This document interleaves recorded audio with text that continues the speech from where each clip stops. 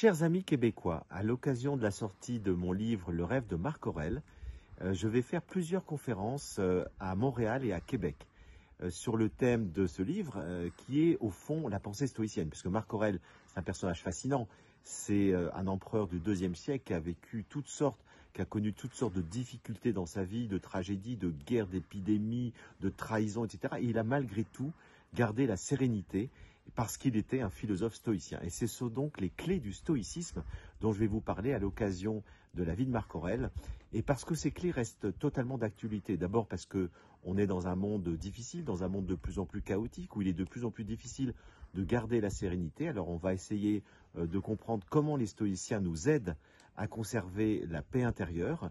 Et puis parce qu'au fond, le cœur de l'homme n'a pas changé et que nous sommes toujours pris par ces mêmes émotions, sentiments contradictoires, les mêmes paradoxes, les mêmes conflits intérieurs. Et donc la pensée stoïcienne, qui est cette grande pensée de l'Antiquité, est toujours d'une très grande actualité.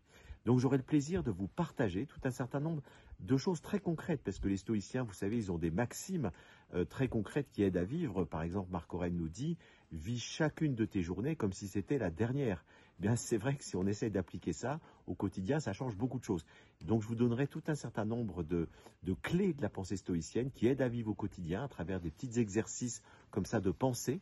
Et puis, je vous expliquerai les grandes lignes de la pensée stoïcienne, qui est une pensée philosophique extrêmement profonde, qui a toute une vision cosmologique, c'est-à-dire qu'ils ont une conception du cosmos que je trouve extrêmement pertinente, notamment dans le cadre de la pensée écologique actuelle, puisqu'ils nous disent que tout est relié, tout est interdépendant, et que toute action que nous menons a un impact sur l'univers entier.